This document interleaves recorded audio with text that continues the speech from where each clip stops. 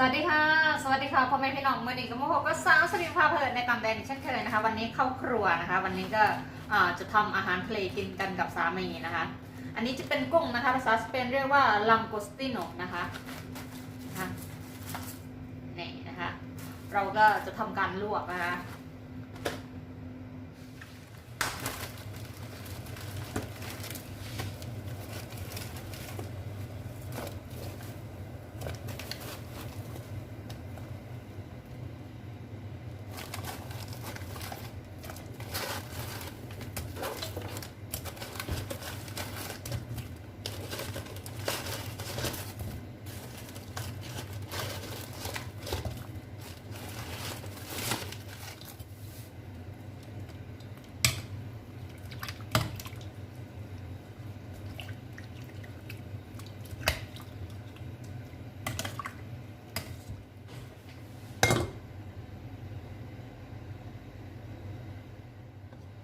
นี่นะคะ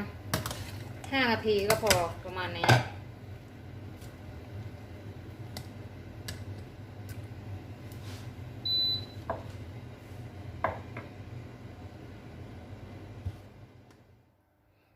นี่นะคะแล้วก็เอาน้ำออกพอแกะออกมาแล้วปุ๊บเราก็จะได้เนื้อกุ้งแบบนี้นี่นะคะ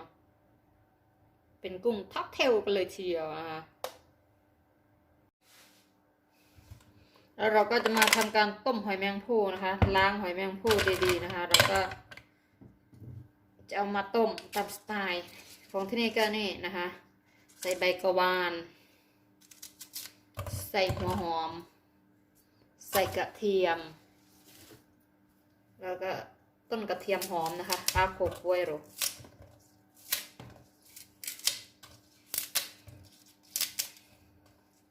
แถบชายทะเลเขาใส่ประมาณนี้แหละบางทีเขาก็ใส่แครอทด้วยนะคะอันนี้จะเป็นพาสลีย์ภาษาสเปนก็เรียกนะคะหอยแมงภู่ว่าเมคิยอง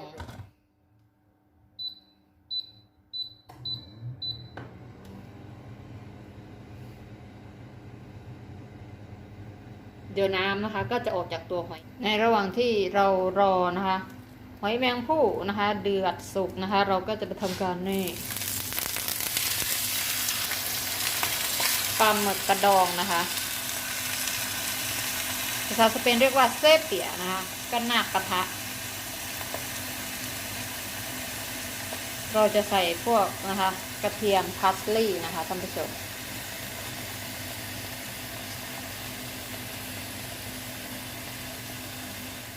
นี่นะคะประมาณ7 นาทีนะคะก็เดือดมีน้ำแม่นะคะก็สุกเรียบร้อยแล้วหอยแมงภู่เราไปทำน้ำจิ้มซีฟู้ดกันดีกว่าน้ำจิ้มซีฟู้ดของเราก็มีพริกนะคะกระเทียมก็มะนาวครับอันนี้ก็จะเป็นผักชีไทยเรานะคะเกลือน้ำเปล่าเราก็เอาไปปั่นนะคะแล้วก็ชิมรสปรุงรสก็ใส่นะคะผงชูรสแล้วก็น้ำเชื่อมหน่อยนึงนะคะแล้วแต่ชอบเนาะพี่น้องมาด้วยค่ะมากินด้วยกันเราไปเก็บทำเสร็จเรียบร้อยแล้วนะคะสามีก็มาพอดีเนี่ยนะคะวันนี้อนุญาตให้สามีกินได้หน่อยหนึ่ง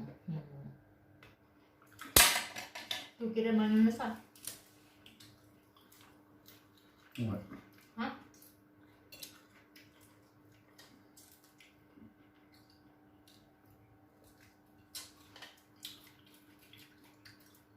Non so veramente.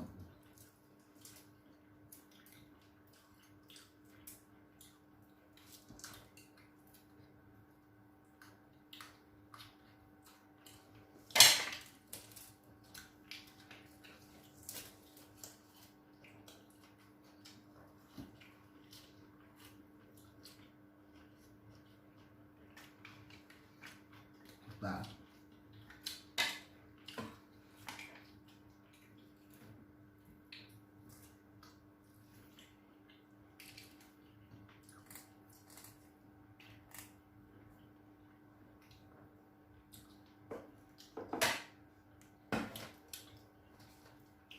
Diciamo questo. Mm.